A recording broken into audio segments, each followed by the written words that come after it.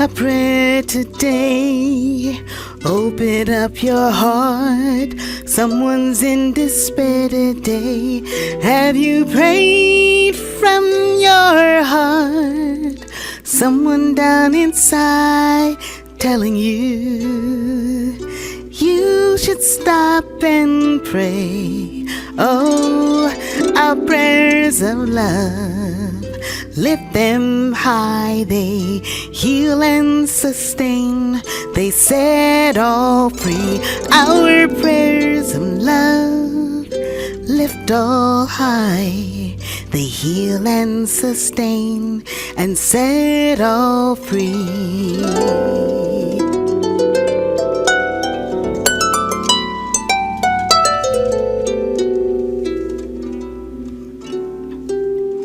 Have you prayed from the heart? Open up your heart. The world's in need of what you say. Have you prayed from your heart? Something inside is telling you. Hear the holy call for our prayers of love. They lift all high. They heal and sustain. They set all free. Our prayers of love, they lift all high. Heal and sustain. They set all free. The prayers of love, they lift all high. Heal and sustain, gonna set all free. The prayer of love will lift all high. Heal and sustain, set all free. Oh, prayers of love, your prayers of love. Oh, prayers of love, your prayers of love, they set all free.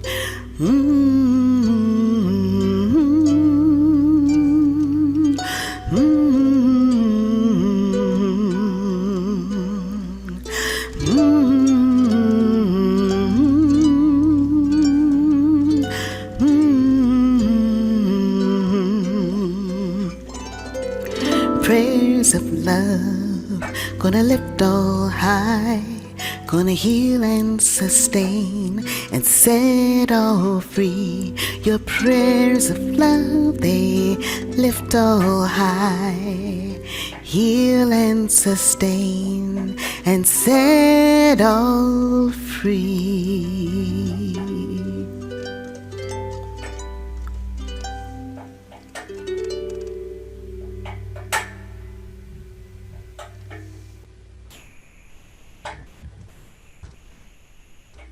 Destiny, thank you so much. Thank you so much. I'm going to start the record. Hey, good morning, everyone. I am Almaz Negash, but today we are hosted by Laxen. So I'm just going to send it to Laxen, who is a part of the ADN Executive Leadership Council. I'm very delighted to have Laxen as part of our team. Representing or replacing, not that anyone can replace, our own Martin Russell from Ireland. So we're very delighted to have Laxen with us. And also, Bernard, thank you for joining us from Ireland, and all of you who joined us from many different parts of the world. Thank you so much for being here. And Hafiza, great to see your smiling face. So we're on. Laxen, this is yours. Thank you, Almaz, and I think I have chills down my spine after that performance. It was really, really beautiful. Anyway, thank you, and a big welcome to a big ADN welcome to this Impact and Innovation Forum on the role of faith in philanthropic giving to Africa, hosted by ADN and the King Baudouin Foundation of the United States. And I'm delighted to be your host today. Very briefly about me. My name is Loxan, and I'm Executive Director of Homelands Advisory, which is a global migration and diaspora-focused consultancy network based here in the UK. Far more importantly, I have the honor of being a member of ADN's Executive Advisory Council, trying to fill the big shoes of my predecessor, Dr. Martin Russell, who I see is on the call as well.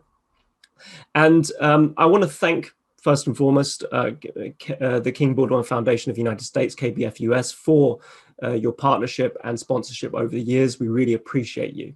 And also, I want to thank all the ADN funders and the global community for helping us to bring diaspora and friends of Africa together. Now, ADN's smart move to doing these kinds of virtual offerings and virtual convenings have helped us bring together even more people. So we've brought together more than 5,000 people through these impact innovation forums, and also the African Diaspora Investment Symposium. And today we have people joining us from the United States, Canada, Europe, and many parts of Africa, including Ghana, South Africa, Kenya, Uganda, and Nigeria, to name but a few. And, for those on the call, why not drop a message in the chat to say who you are and where you're joining us from? I'd really like to see who's with us. So in terms, just to give a few ADN announcements, we'd like to introduce you to Deborah Passio, who is our new Entrepreneurships Program Manager, who will be facilitating and managing the implementation of the nationwide pilot of Accelerating Black Leadership and Entrepreneurship, the ABLE program, and the ongoing Builders of Africa's Future program. I think we have Deborah with us. If you're with us, Deborah, feel free to... My camera's not working this morning, unfortunately. I have to reboot my Wi-Fi, but I just wanted to say thank you for the warm welcome. It's an honor to be able to work with this wonderful organization, and we are so excited to be kicking off the inaugural cohort of the Accelerating Black Leadership and Entrepreneurship program. So thank you so much. Fantastic, and thanks, Deborah, for being with us and for doing all that you do. And just as to add on to what Deborah's just said, we've received 107 applications for the ABLE program, and our program advisory committee is now reviewing these applications. It's not an easy task given the very high caliber of the applicants, but please be on the lookout for announcements of the final 20 entrepreneurs at the end of August. Now let's get on to the topic of the webinar and why ADN is hosting this. So this is a collaboration between ADN and the KBF US. And what we want to do with this is to show the impact that faith communities have on Africa and how faith influences people, whether they're Africans, diasporans, or friends of Africa, and how they influence all these groups to give through philanthropy and investment. And as you know, philanthropy and investment are crucial parts of ADN's strategic direction, particularly as we seek to support Black and African entrepreneurs through the ABLE and BAF programs. And we're also interested in learning more from our panelists about how the faith community plays a part in Africa's economic future.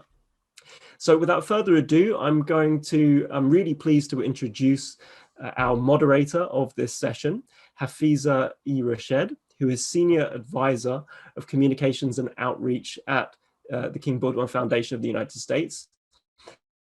And at US, Hafiza is responsible for to individual donors and the development of partner profit. This is to resourcing.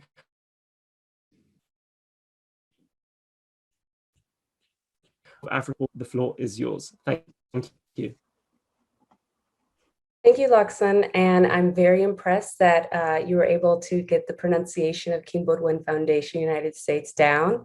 That only took me about 16 to 18 months after I joined the organization. I did live in Belgium before, so King Baudouin is a very used name. Excellent.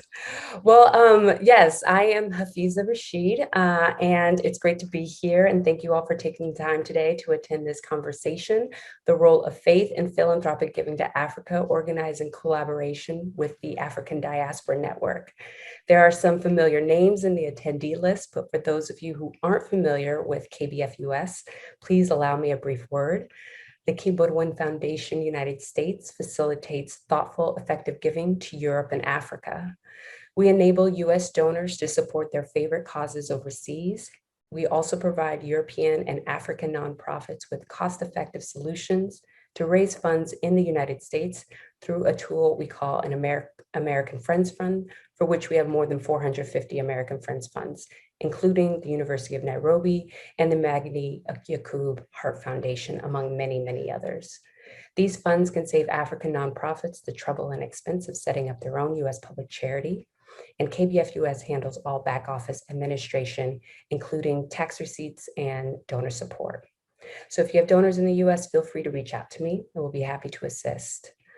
There are a few additional points I'd like to share. I will, hopefully this session is being recorded, and I will moderate today's conversation and will address questions at specific points throughout the discussion, but I encourage use of the chat feature to submit questions throughout. And without further ado, I'd like to provide some context to today's topic and introduce our speakers. Across religious identities, faith is often a motivating factor in giving. According to Giving USA, which annually surveys giving trends in the United States, individuals who are religiously affiliated are more likely to make charitable donations than those who do not affiliate with a religion. As an example, 62% of religious households give to charity of any kind, compared with 46% of households with no affiliation. Religious institutions like churches, synagogues, mosques, etc., receive a significant portion of giving in the United States. In 2020, nearly $450 billion were given to charity. Of that amount, about 30%, or $131 billion, went to religious institutions. Religious institutions dedicate about 19%, or $24 billion, to international causes. Comparatively, of the $450 billion that were given to charity, $25 billion were dedicated to international affairs. So as that relates to this conversation and the interests of ADN as well as KBF US, those that are affiliated with religious institutions give in a way that's comparatively similar to those that have international interests as well. That's why we're exploring how faith has informed giving, particularly for Mr. and Mrs. Keith and Kimberly Edmonds. Keith is a graduate of Virginia Commonwealth University and enjoyed a 15-year career in telecommunications and financial services before founding a management consulting company and becoming an executive coach in 2007. Kimberly has had a successful career in telecommunications and broadband industry before she and her husband, Keith, founded Sadler Allen, and both established Hope Feathers to provide education, nutrition, and shelter for children in developing countries. I'd like to first pose the question to both Keith and Kimberly, but first, Kimberly, if you would start, what is your experience in giving to Africa? Thanks, Hafisa, and thanks everybody that's on the call. It's just a pleasure for us to have been invited to share about our philanthropy in Africa.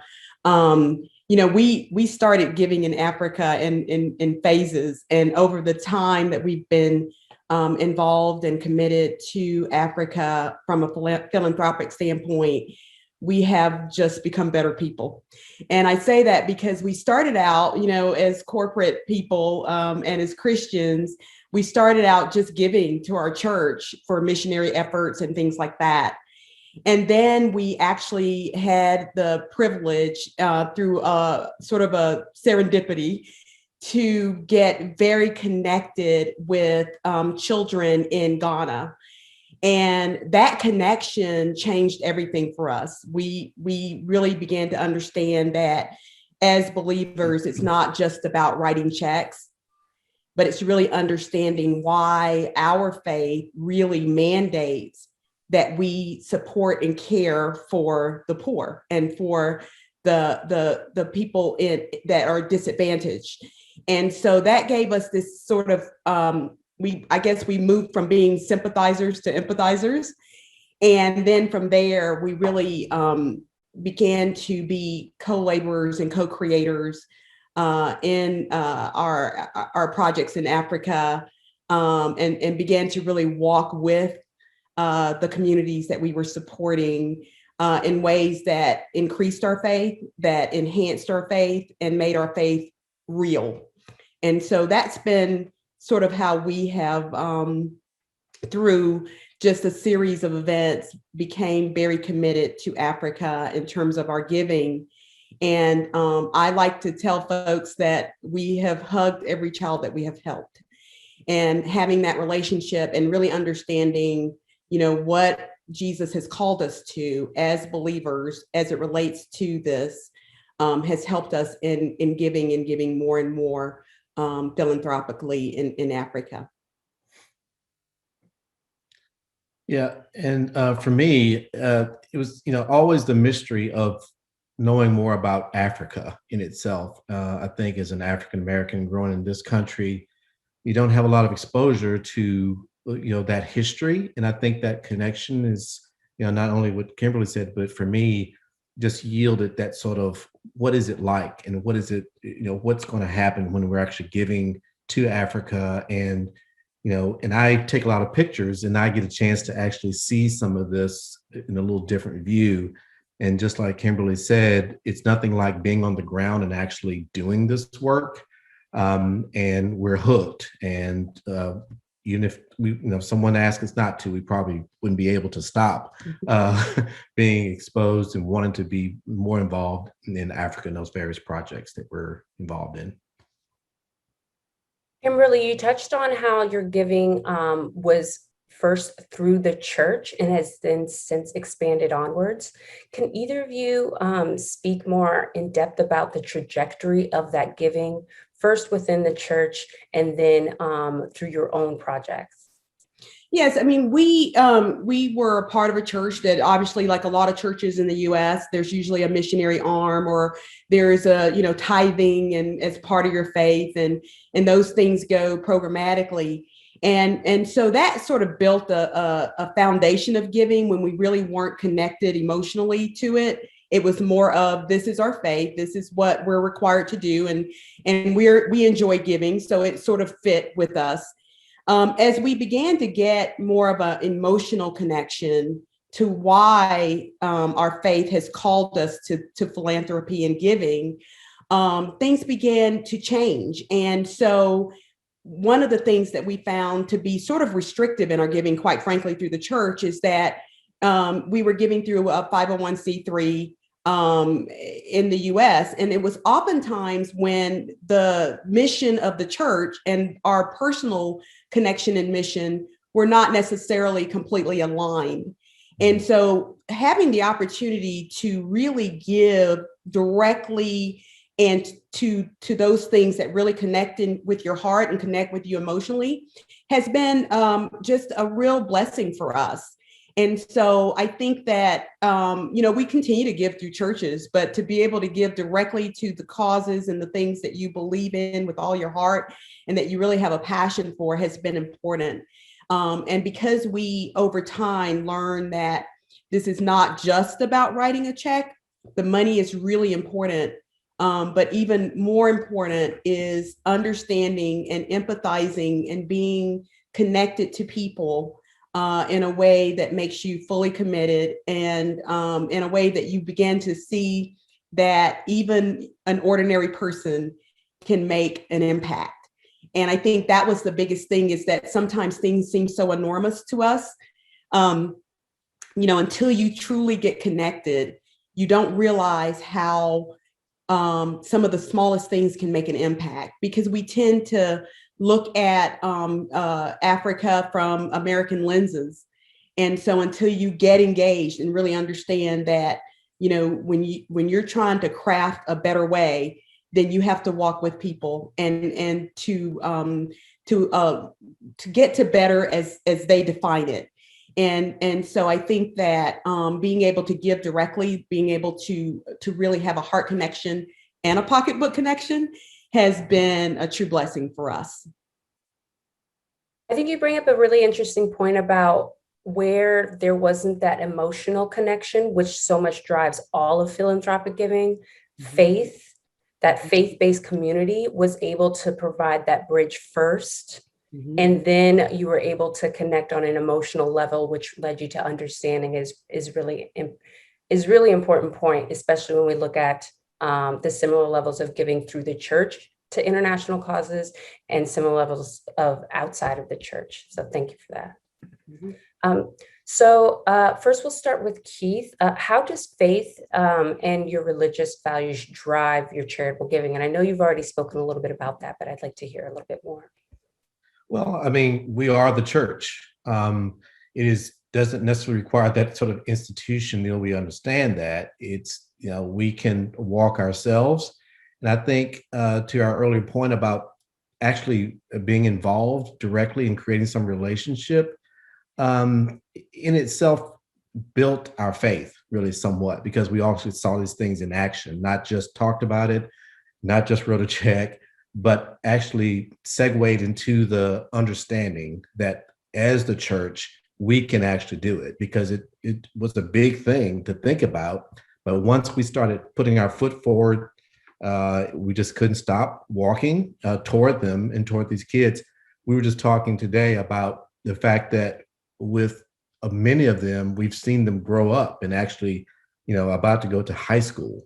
And so those relationships, that tie is really a heart tie. And it speaks to what we try to do as Christians each and every day in that walk. Why has your focus been on children? And throughout your philanthropic journey, there's so many areas of need. How have you pinpointed the ways in which you feel you can make the most impact?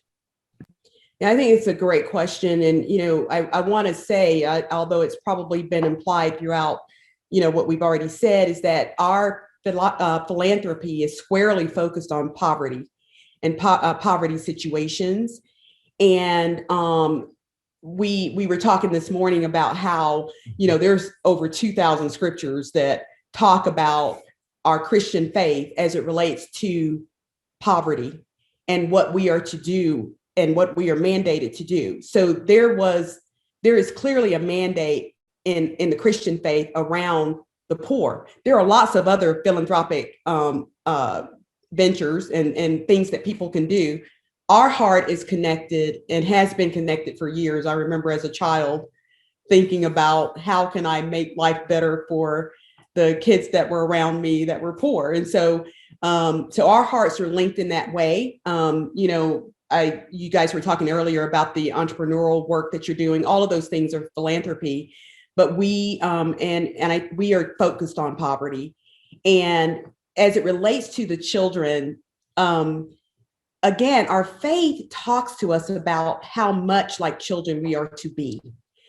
And so I think we originally were just trying to make things better for these kids and these communities. But what we learned is they made us so much better. And I'm getting emotional at that, because these kids would just run with joy toward us. They played with joy and laughter.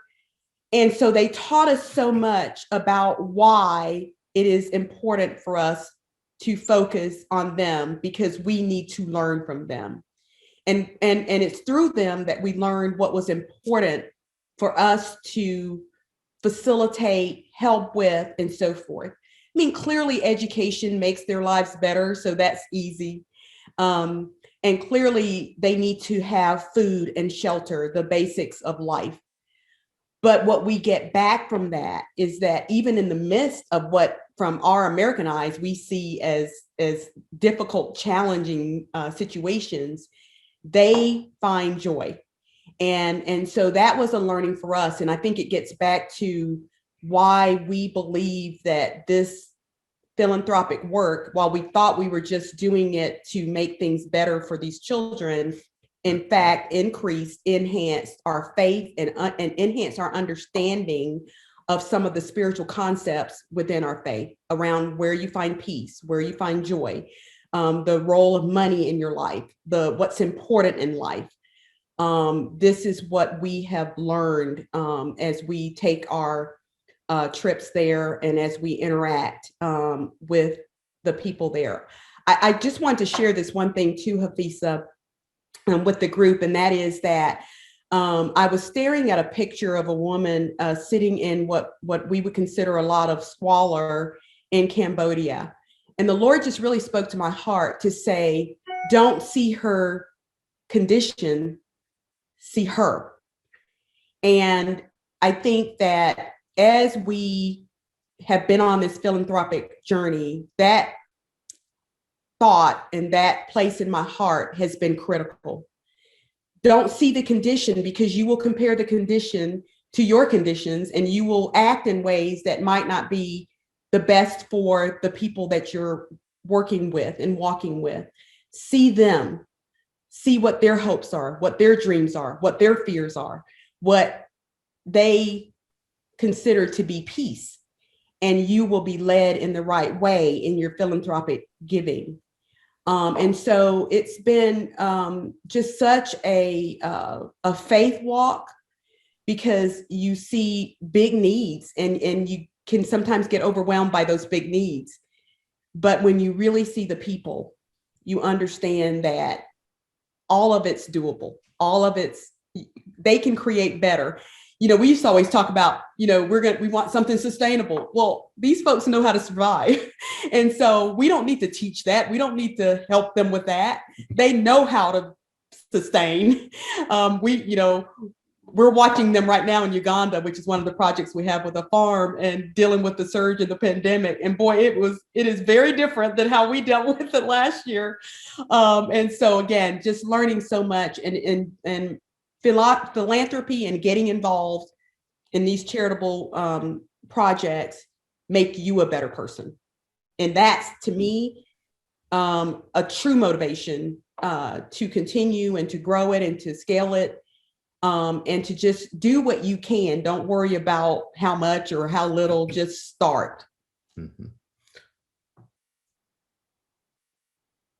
With so many challenges that we are becoming more aware of that are in our own backyard in the United States, in our local communities, statewide, nationally, regionally, why have you continued your interest that first started with the church in giving to Africa? Can you explain a little bit about that?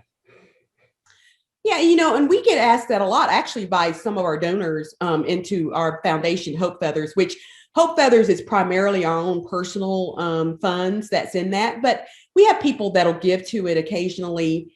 And we have a sort of strategy around how we continue to engage folks, because a lot of people want to give to people that they know and that they trust. And because we are personally involved.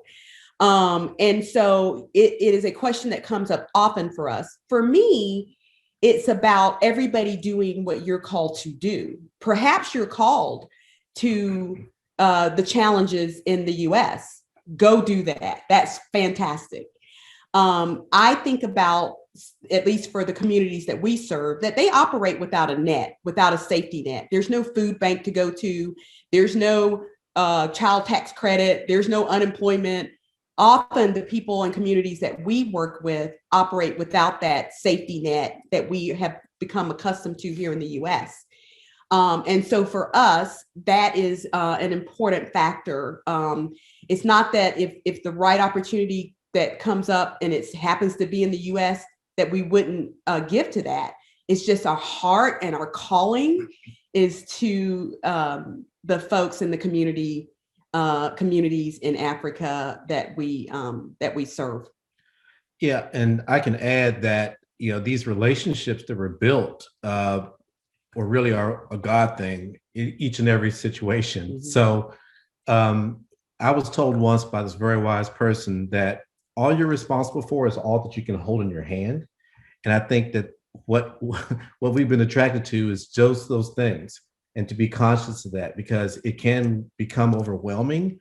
And these particular relationships that we've built and forged have really been a God thing. The circumstance in Ghana was definitely very odd sort of circumstances. And we ended up now we're a 11-year relationship. The same thing with Uganda. Kimberly actually visiting the country, just determining, just based on her heart and the relationship she built with one young man, is why the farm is now built. So it's just that going back to that lesson of those small little things that's within your hand, your areas of responsibility, and that's all you can be responsible for. You mentioned, shared a short story about the woman in Cambodia and about seeing her and not her conditions. How has your understanding of dignity been informed by your relationship with giving through the church and beyond, and centralizing dignity in your giving? Right. I think that, and I'm glad you asked that question, because I was really contemplating that this morning as we were preparing for today. It helped us to think deeper. You know, we've been doing this for a while, and so, but it helped us to think deeper about our connections and our emotions and what keeps us committed to philanthropy in Africa. And I think one of the things that's really important is that I think we started out believing falsely that we were rescuers. And over time, and I think this is part of what I say about how we have grown as Christians and getting closer to the true meaning of what Jesus has called us to and the values that he was trying to teach us, is that we are not rescuers, that all of us, whether we're a poor child in Africa or a wealthy couple of executives in the US, struggle with our God identity. And poverty often can strip people of their identity because they feel forgotten or forsaken. And we go over as sort of the rescuers of that. And what our faith teaches us is that none of us are anything without the Lord. We are all in need of a savior. We're all in need of an identification in Christ.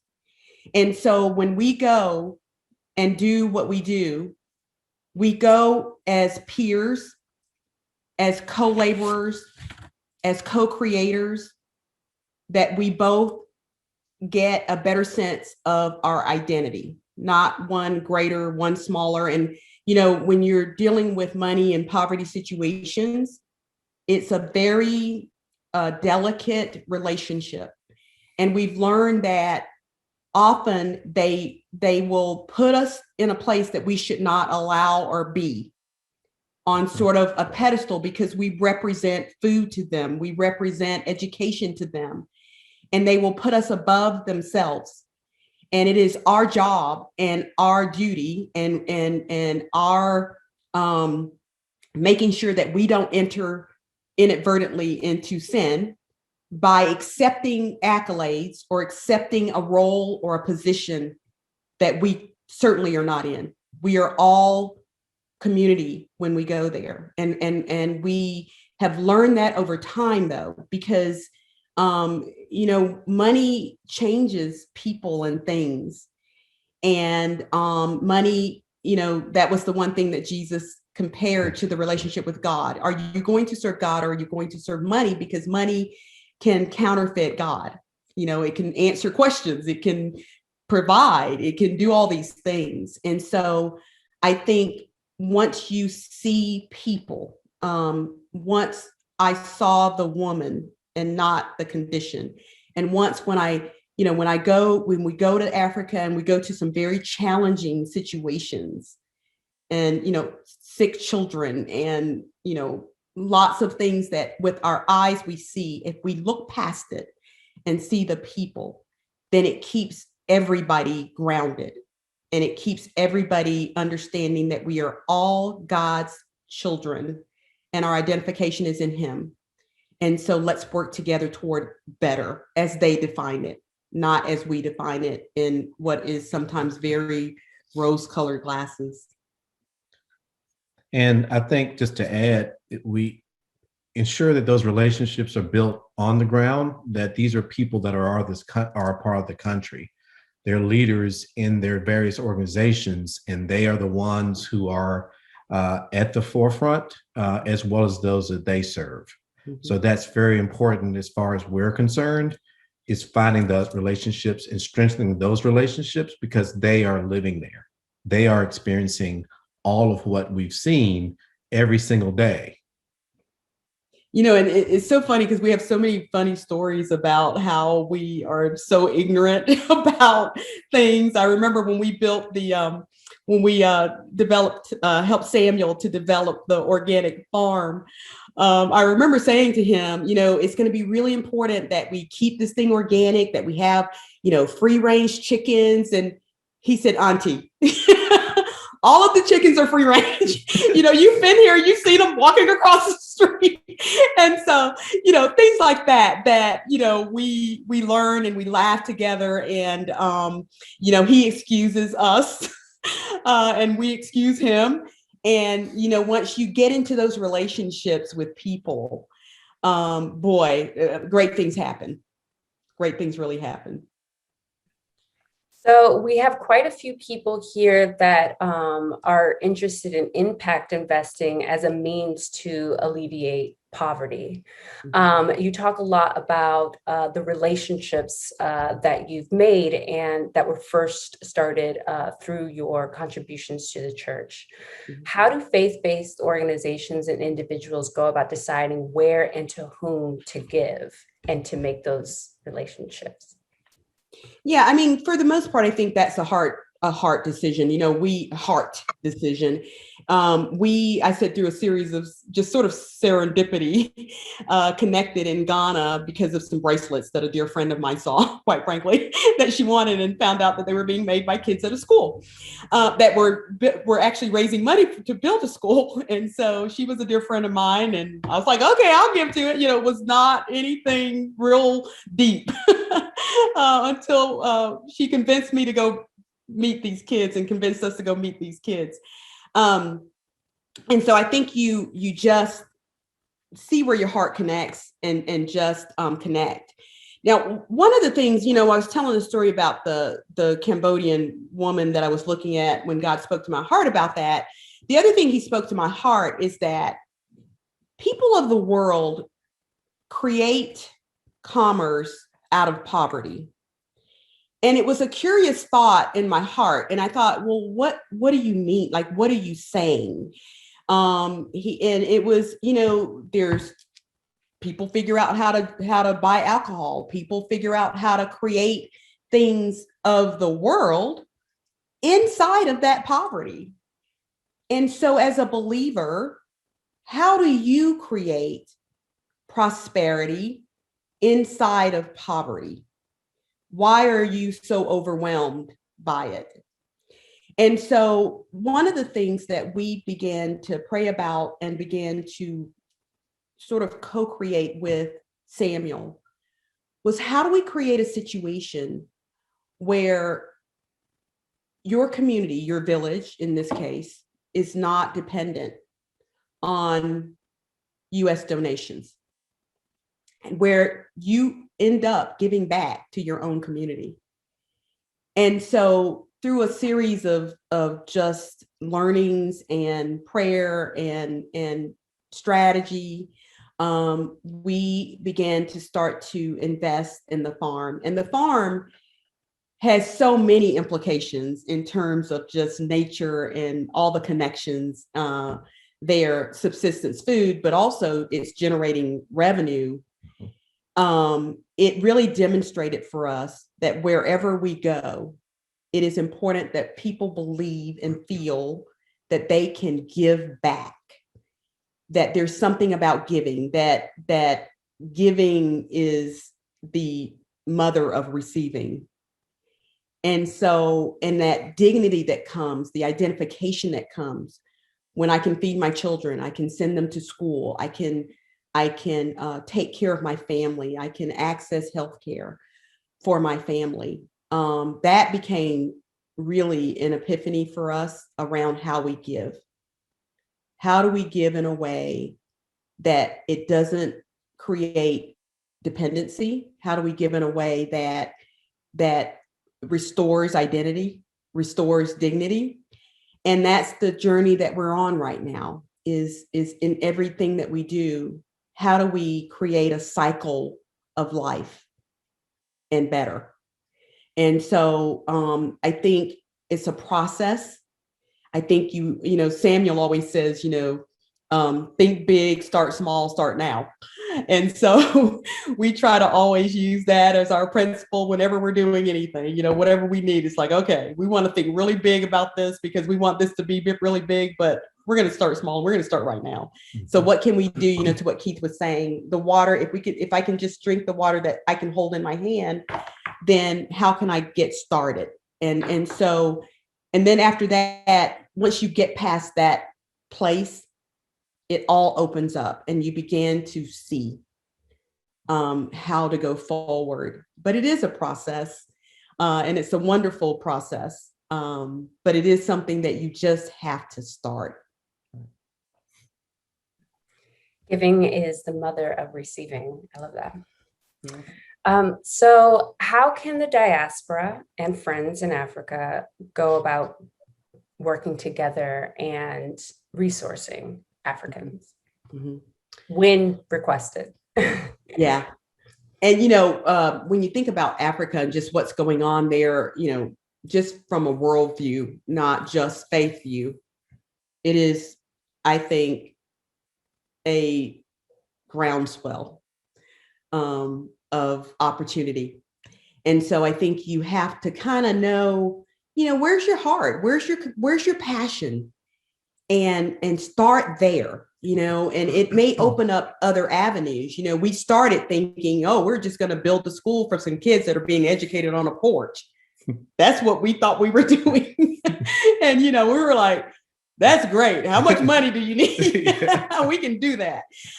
So we just started in almost like a little linear, small-minded fashion. It was significant money, which for us was easy at the time.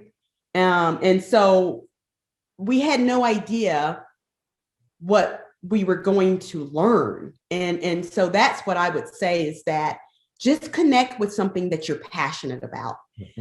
Something that when you hear it, it resonates. And whether it's education or shelter or business or entrepreneurship, there's a lot of entrepreneurship going on right now, particularly in Africa. And start there and just see what is going to happen. If you are a person of faith, see what God is going to show you and do when you just start with that, sort of mustard seed. And I can guarantee you will never regret having started. So for those that are interested in impact investing, it's been interesting to hear the kind of evolution of your giving over time, which, I mean, you are investors in a startup organic farm in Uganda, which is a far cry from, oh, I see, I got a nice bracelet from children, I'll give a couple of dollars, that kind of thing. Yeah. For those that are thinking who are on the business side, but recognize that their work touches so many different areas, how do they speak to different constituencies, including in the faith-based community, on how their work actually is and a fulfillment of many of our faith-based principles and not just in the business world? Right. And, one of the things that we did in Ghana, we built the school, but because we went there, we met an entrepreneur. He had opened an internet cafe. That's what he started doing. And of course, all the LTE came in with cellular. And but he then started a pharmacy chain. And so what we did was partner with him in investing in his pharmacy. And in exchange, our equity out of that is that he was running a school through the church that he was a part of.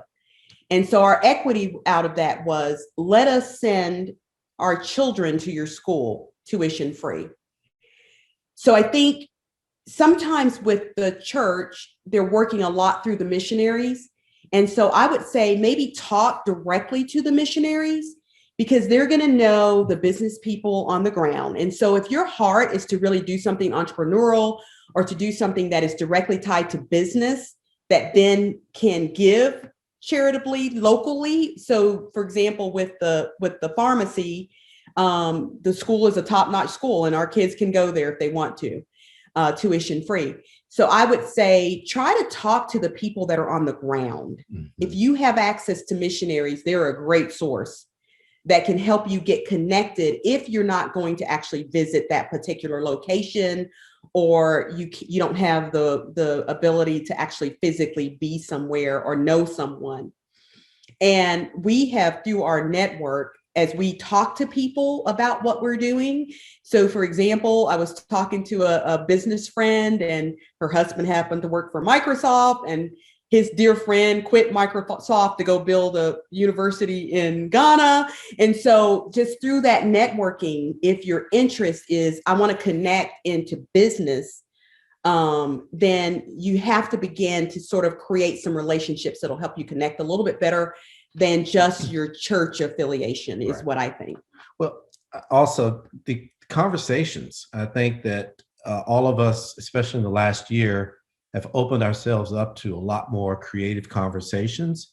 And I think that that is where you start to yield those sort of potentialities, right? What actually happens if I'm just talking to someone and sharing my heart, and all of a sudden you find that these various connections, these threads that somewhat align all of us to something.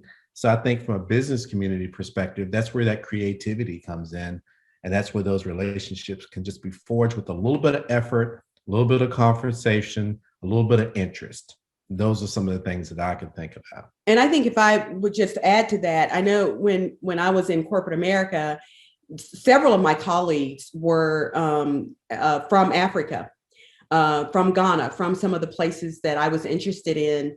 And they were great to help me connect to the cultural factors around, because sometimes when you're trying to do things within that country, you need to understand how things get done. Right.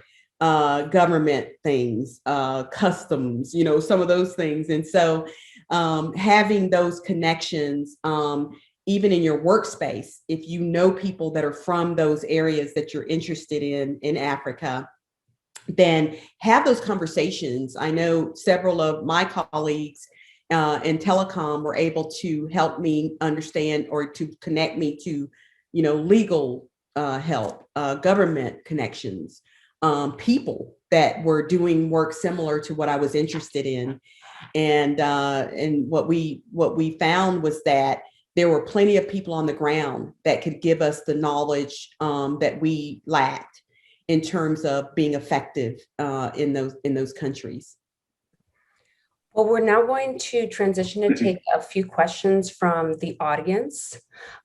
Just very quickly, did your church organize the trips to meet with the mission trips to meet with children directly, or did you pay for that experience yourselves? Is the first question. Yeah, our church did not organize that at all. We personally organized and paid for those trips. There were missionaries that were going back and forth that were funded by the church. It just wasn't our experience to be funded by the church. And, there's a part of us that are glad, because I think we got a different experience than had we been in sort of an organized group of people. We were more forced to just delve into the culture without a lot of structure. And so, but yeah, no, they did not fund that.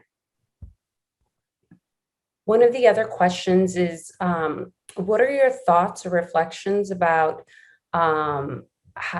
whether an opportunity to scale and sustain African diaspora philanthropy through a collective like the African Diaspora Network?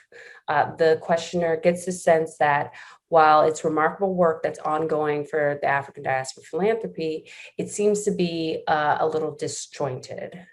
Mm-hmm. Like maybe a big question, but what are your thoughts? Yeah, I mean, I think that ADN is a great venue for trying to sort of galvanize this effort. And it's something that we have talked about, like, how do you galvanize the diaspora to help with this, to get engaged with this? I think that venues like this, what we're doing now, helps to do that. But it's a good question. I'm not quite sure how that would exactly work, other than things like this that begins to get people having the conversation and getting people connected digitally if necessary. I think the other thing that I would say in terms of that heart connection is, organizing something where collectively we can go touch, feel, and really gain that empathy for the situation would be very helpful. Now you touched on how you have adjusted your giving to avoid dependency. This question asks, in the context of diaspora giving back, i.e. sending remittances, there's the risk of dependency involved. How do you avoid that adverse risk of creating the vicious cycle? Can you talk about how you have adjusted your giving to avoid some of the pitfalls of dependency? In a word, relationship. It is really critical that you build relationship. You build a vision. You don't just write a check, but you build a vision together around what it is that we're trying to achieve together. And, we meet with Samuel regularly on operations calls. We talk about what are the next set of things we need to do. We talk about what have we accomplished toward our vision. How is our vision becoming a reality? Now, we don't do that in a way that is so, sort of corporate and structured that we can't be flexible. For example, we recently installed a greenhouse, and it's been extremely profitable in terms of the peppers and things that we're growing there and being able to generate, the salaries of the farm workers. But then the pandemic hit. So we have to be flexible in those situations, but we structure ourselves enough that we don't, the Bible says that we should not box the air. We don't just hit things aimlessly.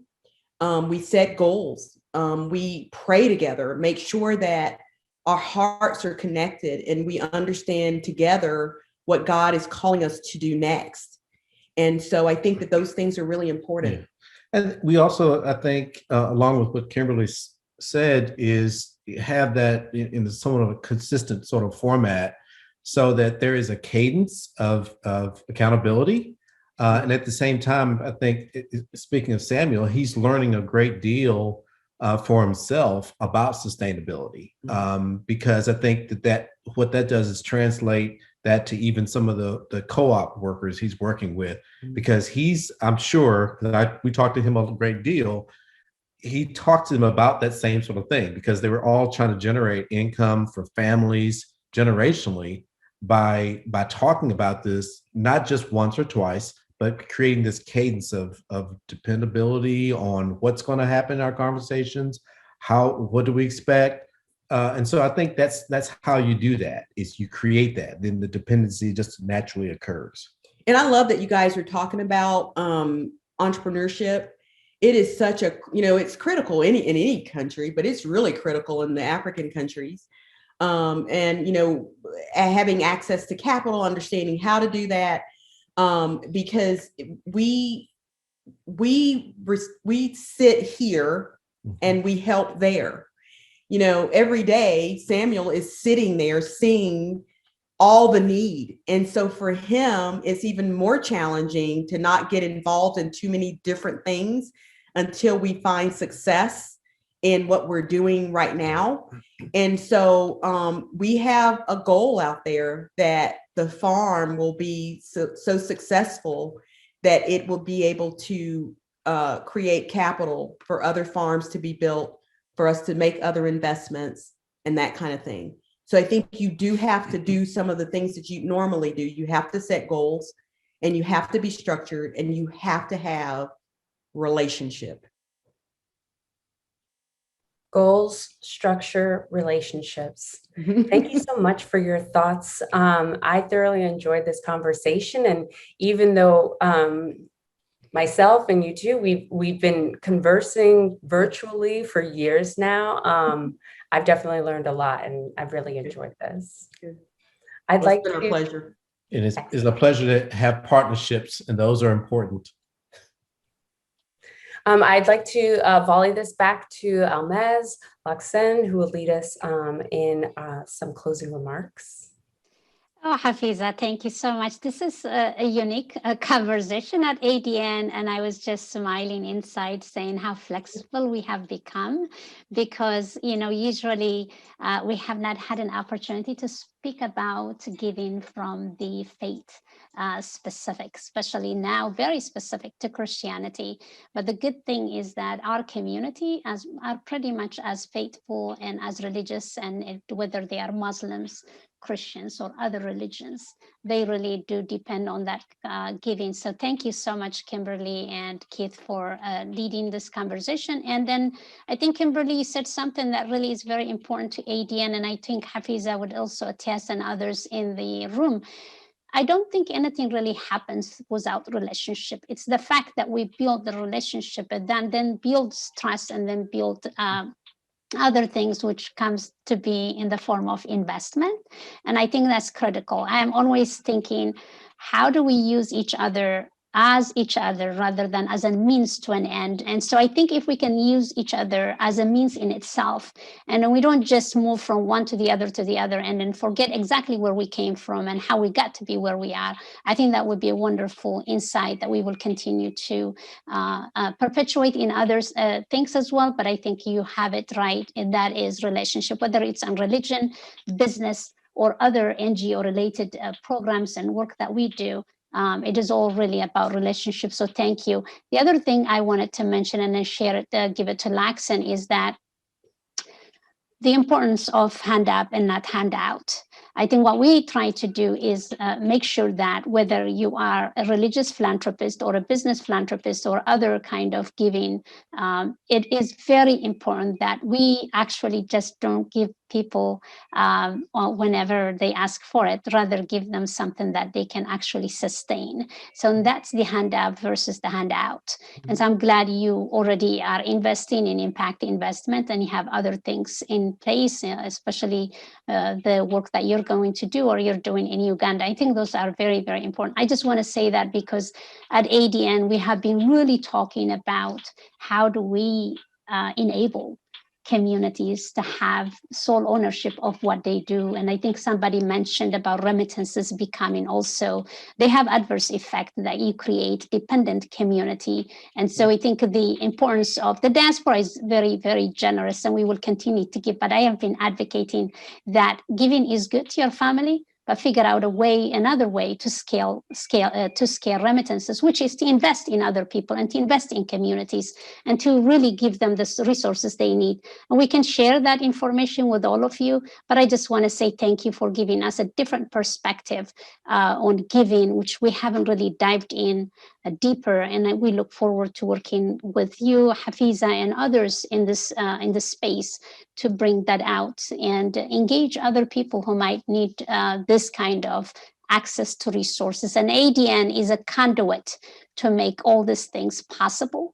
We know how many people have gotten this relationship and got consulting jobs or businesses or have gotten some investment opportunities. I know Hafiza knows some people who actually went to KBF US to use their platform to give back to Africa. We can't be everything to everyone, but we have so many of you linked to many different services that people can tap into. So we're very, very happy for all the different things that's happening, but also grateful for you to be with us. Laxon, I'll just send it to you for a final thoughts. Thank you. I think Hafiza also wanted to add something first. Oh, I just wanted to just say a quick thank you to both Kim and Keith, Almaz and Laxon, and to all of you here today. Afterwards, you'll be invited to share your contact information. If you'd like KBF US to keep in contact with us, please let ADN know. And of course, you can find me at kbfus.org. Thank you so much.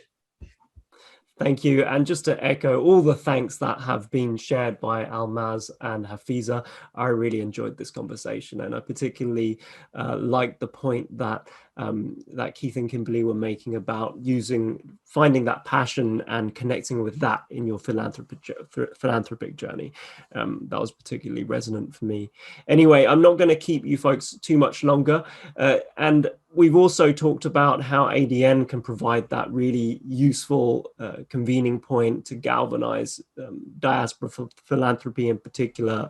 And of course, that work requires some support, and that's what we also want to ask you today. So please do consider supporting ADN. They're doing such brilliant work. Megan has just shared the link to the donation page. So please do check out the chat and click on that. And there's also different ways to support, in particular by using your time. And so the ABLE program is looking for mentors. So if you are interested in becoming a mentor, particularly if you are entrepreneurially minded, please do reach out to Deborah for more information. Megan is also about to share Deborah's email in the chat. There we are. So reach out to Deborah if that is how you would like to support. But in any case, we just like to thank you so much for your participation, for your attendance today. And once again, thank you to Keith, Kimberly, and to Hafiza for the wonderful moderation. Thank you. Enjoy the rest of your day or evening, wherever you are.